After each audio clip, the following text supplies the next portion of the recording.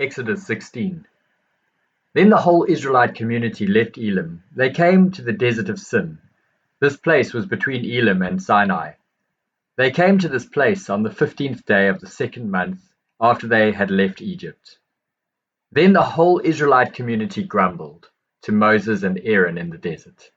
The Israelites said to them, "It would have been better if the Lord had killed us in the land of Egypt. There we had meat to eat. We had all the food we wanted. But you brought us into this desert. You will starve us to death here." Then the Lord said to Moses, "I will cause food to fall like rain from the sky. This food will be for all of you. Every day the people must go out and gather what they need for that day. I will do this to see if the people will do what I teach them. On the 6th day of each week, they are to gather twice as much as they gather on other days. Then they are to prepare it." So Moses and Aaron said to all the Israelites, "This evening you will know that the Lord is the one who brought you out of Egypt. Tomorrow morning you will see the greatness of the Lord. He has heard you grumble against him. We are nothing. You are not grumbling against us, but against the Lord." And Moses said, "Each evening the Lord will give you meat to eat, and every morning he will give you all the bread you want. He will do this because he has heard you grumble against him. You are not grumbling against Aaron and me. You are grumbling against the Lord." Then Moses said to Aaron, "Speak to the whole community of the Israelites. Say to them, 'Meet together in front of the Lord because he has heard your grumblings.'" So Aaron spoke to the whole community of the Israelites. While he was speaking, they looked toward the desert. There the greatness of the Lord appeared in a cloud. The Lord said to Moses, "I have heard the grumblings of the people of Israel, so tell them, at twilight you will eat meat, and every morning you will eat all the bread you want. Then you will know I am the Lord your God."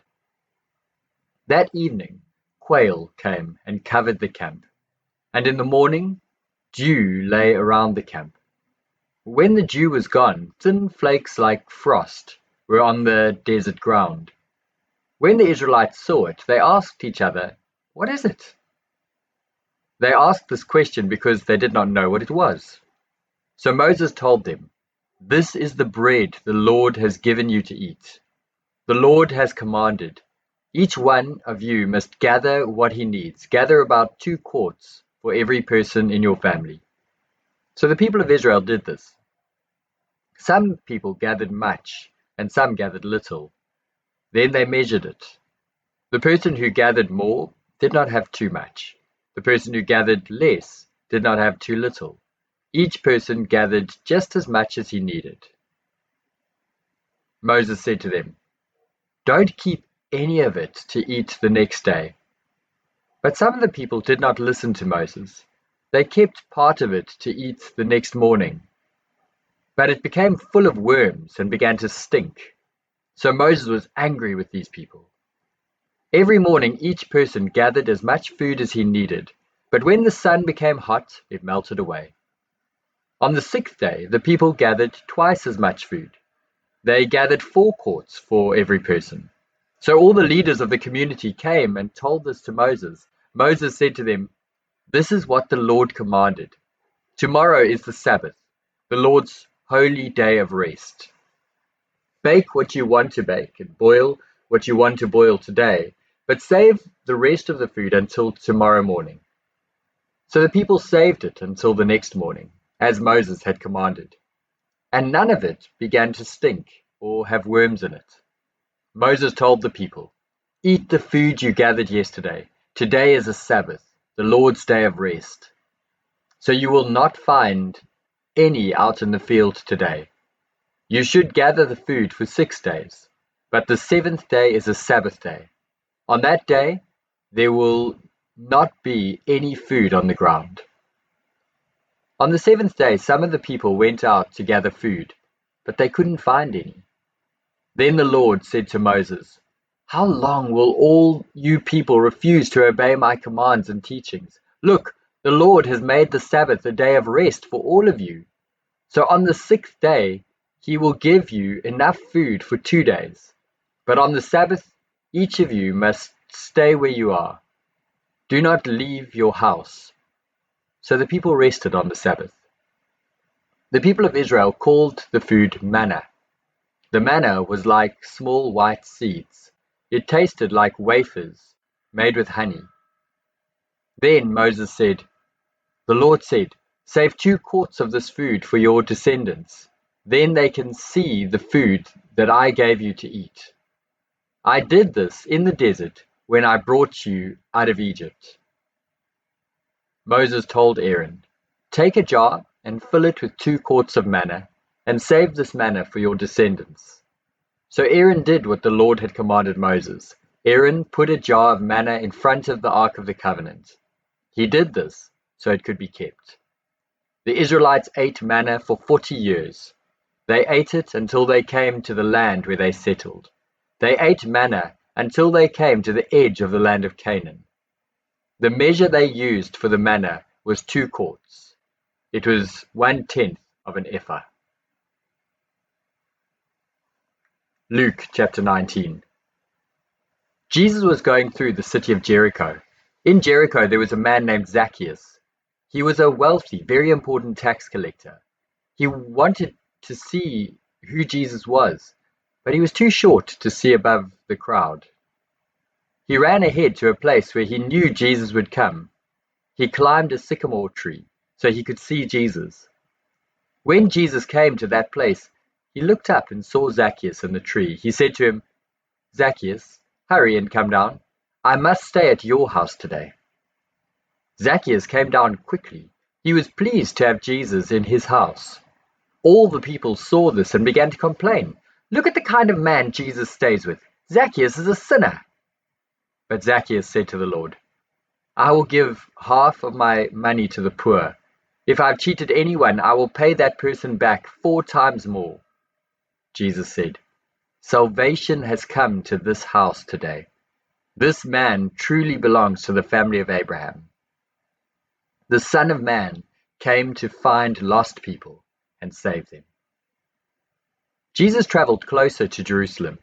Some of the people thought that God's kingdom would appear soon. Jesus knew that the people thought this, so he told them this story. A very important man was preparing to go to a country far away to be made a king. Then he planned to return home and rule his people. So the man called 10 of his servants together. He gave a bag of money to each servant. He said, "Do business with this money until I get back." But the people in the kingdom hated the man. So they set up a group to follow him and say, "We don't want this man to be our king." But the man became king. When he came home, he said, "Call those servants who have my money. I want to know how much they earned with it." The first servant came and said, "Sir, I earned 10 bags of money with the 1 bag you gave me." The king said to the servant, "Fine, you're a good servant. I see that I can trust you with small things. So now I will let you rule over 10 of my cities." The second servant said, "Sir, with your 1 bag of money I earned 5 bags." The king said to this servant, "You can rule over 5 cities." Then another servant came in. The servant said to the king, "Sir, here's your bag of money. I wrapped it in a piece of cloth and hid it.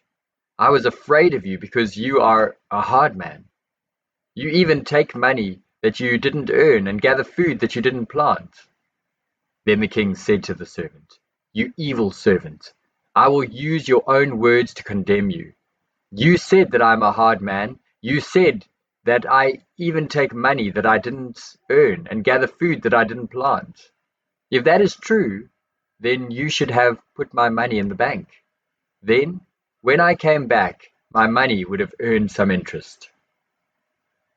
Then the king said to the men who were watching, "Take the bag of money away from this servant and give it to the servant who earned 10 bags of money." They said to the king, "But sir, that servant already has 10 bags of money." The king said, "The one who uses what he has will get more, but the one who does not use what he has will have everything taken away from him. Now where are my enemies who didn't want me to be king? Bring them here and kill them before me." After Jesus said this, he went on toward Jerusalem.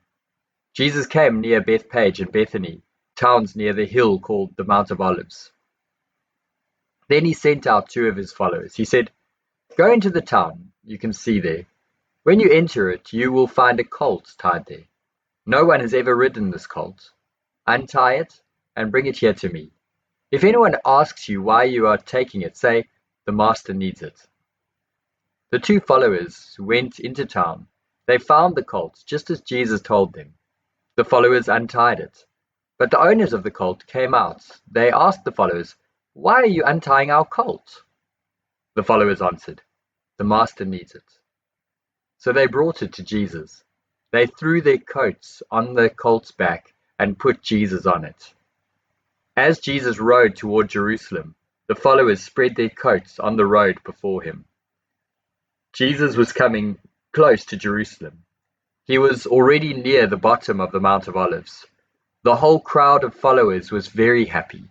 They began shouting praise to God for all the powerful works they had seen. They said, "God bless the King who comes in the name of the Lord. There is peace in heaven and glory to God."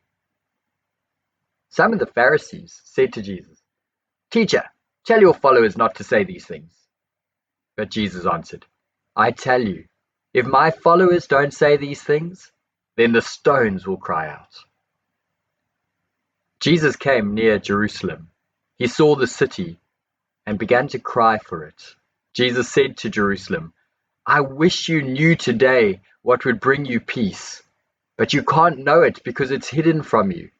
A time is coming when your enemies will build a wall around you and will hold you in on all sides. They will destroy you and all your people. Not one stone of your buildings will be left on another.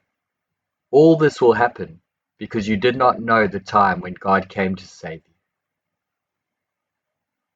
Jesus went into the temple. He began to throw out the people who were selling things there. He said, "It is written in the scriptures, 'My temple will be a house where people will pray,' but you have changed it into a hideout for robbers."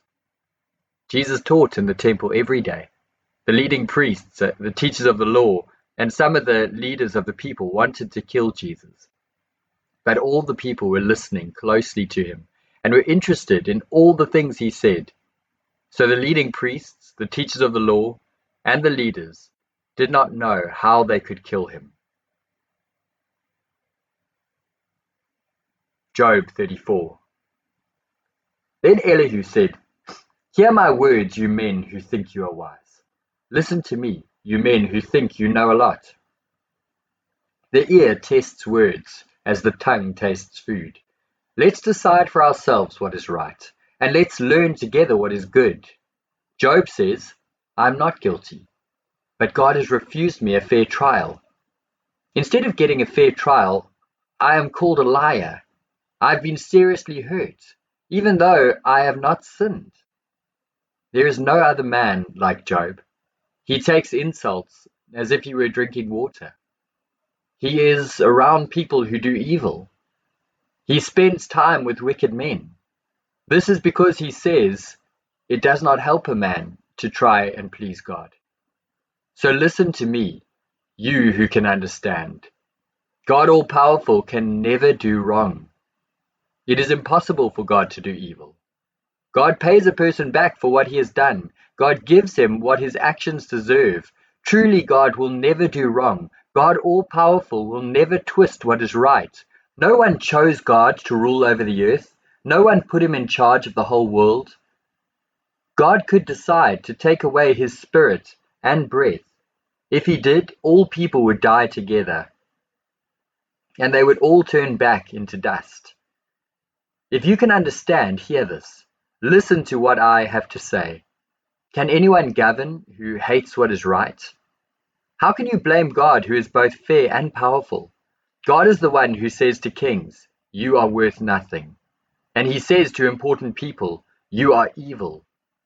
God is not better to princes than other people. He is not better to rich people than poor people. This is because he made them all with his own hands. They can die in a moment, in the middle of the night. The rich are struck down, and then they pass away. Powerful people die without man's help. God watches where people go. He sees every step they take. There is no dark place or deep shadow where those who do evil can hide from God. God does not need to watch people more closely. He does not need for men to come before him for judging. Without asking questions, God breaks powerful people into pieces, and he puts other people in their place. This is because God knows what people do. He defeats them in the night, and they are crushed. He punishes them for the evil things they do. He does it so that everyone else can watch. This is because they stopped following God. They did not care about any of his ways. God lets the cry of poor people reach him. He hears the cry of the needy. But if God keeps quiet, who can blame him? If he hides his face, no one can see him. But God still rules over both men and nations. He still keeps wicked men from ruling, and he keeps them from trapping others. But suppose such a man says to God, I am guilty, but I will not sin anymore. Teach me what I can see. If I have done wrong, I will not do it again.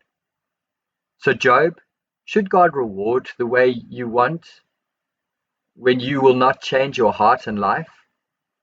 You must decide, not I. So tell me what you know. Men who understand speak, and wise men who hear me say, Job speaks without knowing what is true. His words show he does not understand. I wish Job would be tested completely, because he answered like an evil man. Job has sinned, and now he turns against God. He claps his hands as an insult, and he speaks more and more against God. 2 Corinthians 4. God, with his mercy, gave us this work to do, so we don't give up.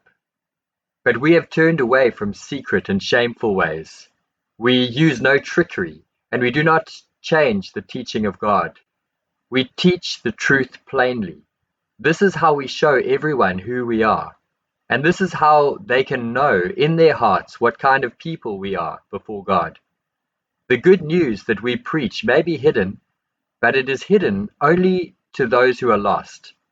The devil who rules this world has blinded the minds of those who do not believe. They cannot see the light of the good news about the glory of Christ, who is exactly like God. We do not preach about ourselves, but we preach that Jesus Christ is Lord, and we preach that we are your servants for Jesus. God once said, let the light shine out of the darkness. And this is the same God who made his light shine in our hearts. He gave us light by letting us know the glory of God that is in the face of Christ. We have this treasure from God, but we are only like clay jars that hold the treasure. This shows that this great power is from God, not from us. We have troubles all around us, but we are not defeated. We do not know what to do, but we do not give up. We are persecuted, but God does not leave us. We are hurt sometimes, but we are not destroyed. We carry the death of Jesus in our own bodies, so that the life of Jesus can also be seen in our bodies. We are alive, but for Jesus, we are always in danger of death. This is so that the life of Jesus can be seen in our bodies that die. So death is working in us, but life is working in you. It is written in the scriptures, I believed, so I spoke. Our faith is like this too. We believe, and so we speak. God raised the Lord Jesus from death, and we know that God will also raise us with Jesus. God will bring us together with you, and we will stand before him. All these things are for you, and so the grace of God is being given to more and more people. This will bring more and more thanks to God for his glory. So we do not give up. Our physical body is becoming older and weaker, but our spirit inside us is made new every day. We have small troubles for a while now, but they are helping us gain an eternal glory. That glory is much greater than the troubles. So we set our eyes not on what we see, but on what we cannot see. What we see will last only a short time, but what we cannot see will last forever.